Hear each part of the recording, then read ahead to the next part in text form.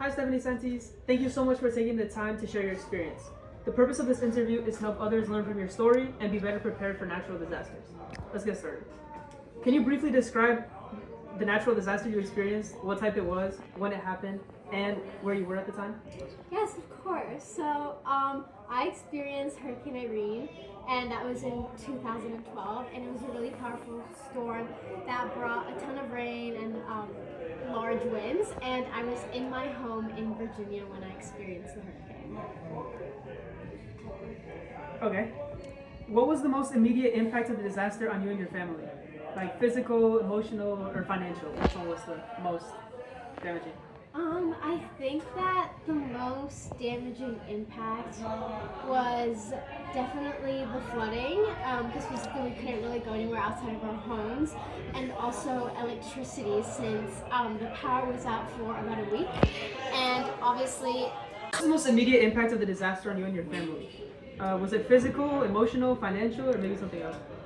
I would say that the most immediate impact was definitely the power outage. We were without electricity for, I think, about a week, and also trees were down everywhere, so the roads were blocked, and we had a lot of flooding, specifically in our basement area, so physically we couldn't really go outside of our house anymore.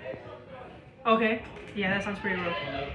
Looking back, how prepared were you for the disaster? What plans or supplies did you already have in place? I would definitely say that we thought we were prepared. So we definitely thought we were prepared, but I think we quickly realized that we weren't as prepared as we thought, and we definitely didn't have all the resources that we needed. We had flashlights, some spare batteries, canned food, water, but we definitely didn't think farther into it, such as like having a generator for when the power went out, and also there was no way for us to really stay connected with the outside world when we had no electricity. Were there any aspects of the disaster that completely caught you off guard or that you didn't anticipate? I think the flooding. The flooding was a lot more than we have ever expected or have ever had in our area. We never had water physically enter our home before, so that was quite scary at the moment. And this storm brought so much rain into our basement that it filled up with water. Can you share one specific challenge that you faced during or after the disaster that was particularly difficult to overcome? Again, on the flooding, it was really hard to clean up the flooding from our basement. We lost a lot of personal items. What was the most valuable resource or support that helped you get through this experience?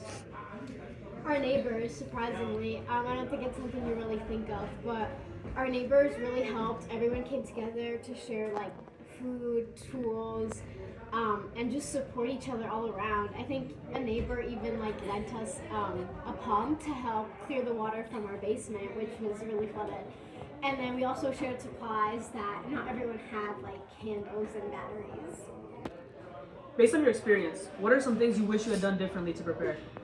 I wish that we would have had a generator so we could keep essential appliances running and also like our phones charged for communication and all that stuff.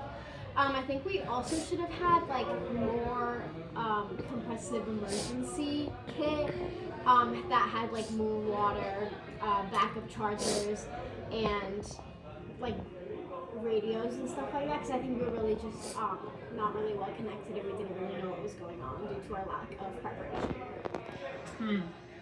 How has this experience changed the way you view disaster preparedness? And what steps have you taken since then to be more prepared?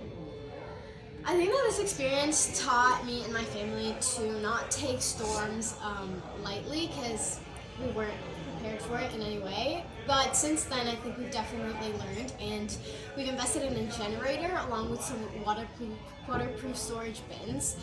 And we definitely have a better emergency kit so we can be better prepared. But we also are more informed just in general about like weather updates and. What advice would you give to others who might face a similar situation, especially regarding preparation and staying safe? Definitely to take warnings seriously and to also prepare for the worst, even if it doesn't seem like it's going to be that bad. Definitely be prepared for whatever's coming and have a plan for where you're going to go if you need to evacuate, and to make sure that you have enough supplies that are going to keep up with the storm, and if you lose battery or anything like that. I would also say stay connected with people around you because they can end up being an amazing support system if you do end up needing that help. Finally, is there anything else you'd like to share about your experience or insights that might help others? I think a really important insight that my parents ended up telling me about later after the storm had passed is to stay up to date with your insurance and make sure that you know everything about your coverage.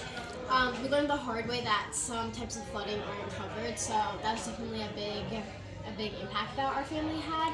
And also take a moment to document your belongings before anything happens. It'll save you time and stress if you're ever in this situation. Okay. Thank you again for sharing your story. Your insights will be incredibly valuable in helping others prepare for and cope with natural disasters, and I'm glad your family got through the hurricane. Thank you.